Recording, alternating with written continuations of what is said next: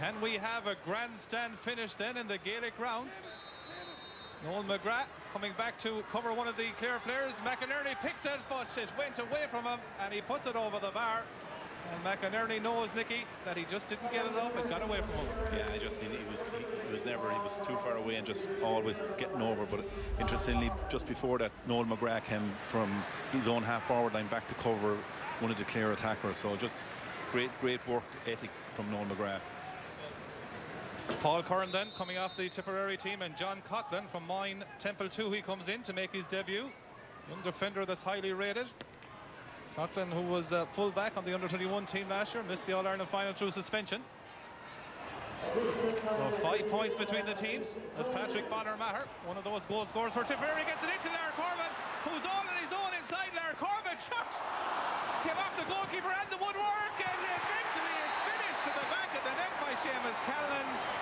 And it was as if, Nicky English, that Clare gave up on their defensive duties. Firstly, Larry Corbett inside the defence, and then when it came off the goalkeeper and the post, Seamus Callan finished. Philip Brennan did well the first time, but he won't like looking at this one. He's just he'd gone too far across the goals, but he did well to stand up and block from Larry Corbett and the post then, but that was too easy. Well, another goal then for Tipperary and Seamus Callan. What a day he's had, 1 goal and 5 points. And the point has been made a number of times throughout the day that this Tipperary team score goals, and they're proving it again. Pat Burke, progress stopped by Patrick O'Connor and Conor Cooney. Owen Kelly goes in, tries to get a touch, comes out into the hand then of John Conlon. Poor ball though, straight into the grateful and waiting hand of Shane McGrath, and Shane McGrath makes him pay, puts it over the bar, his 2nd point of the day, and suddenly Tipperary are embellishing their performance.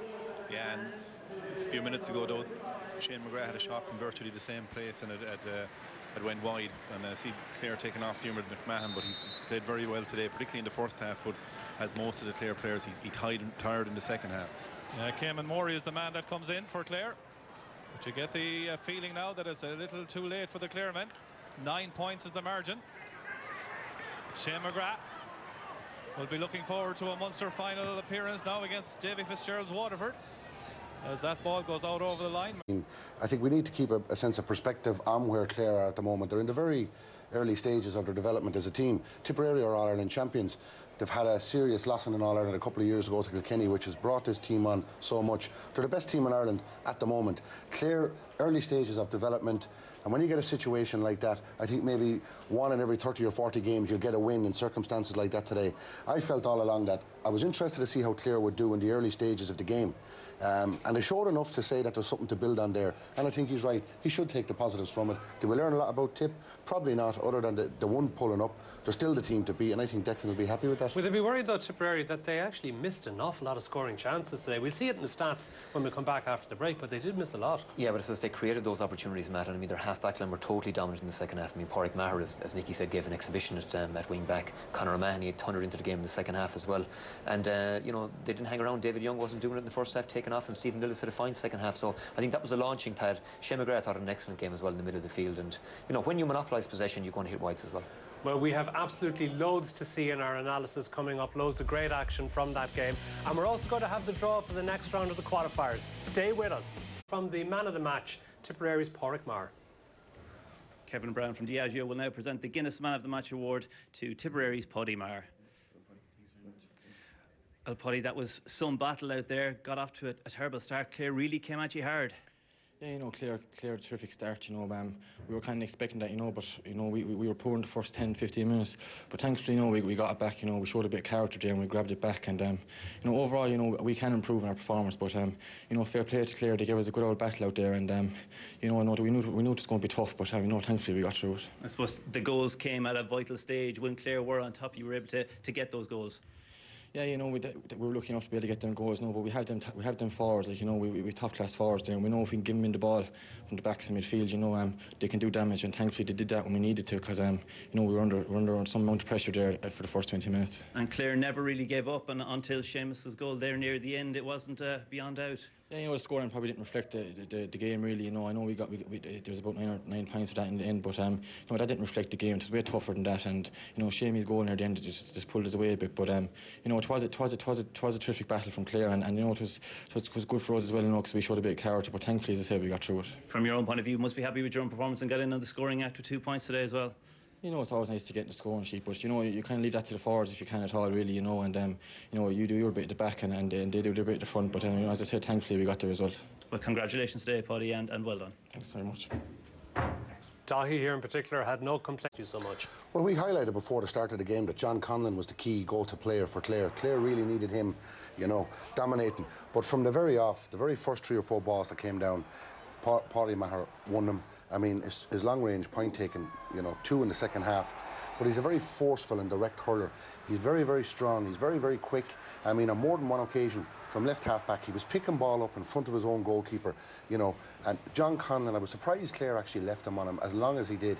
But he was a linchpin for a lot of the attacks that Tipperary went with today. What about his physical conditioning, Ollie? Because he looks really well built. Yeah, he's all there. I mean, he's a young guy as well. I mean, he's probably going to get even stronger, I think, in the next couple of years. But physically, he's a very imposing player, very tall, very well built, and he uses that strength as well. I mean, he's not afraid. He got a great shoulder tackle on one of the Clare lads there a few minutes ago. Very strong in possession as well. But yet, John Conlon did get a few points off him. He did. I mean, I think John got 3 scores in play, but I mean, Pádraig Maher won that battle hands down. Maher's a big game player as well, man. I mean, he had something like 26 plays in last year's All-Ireland final. I mean, that's phenomenal.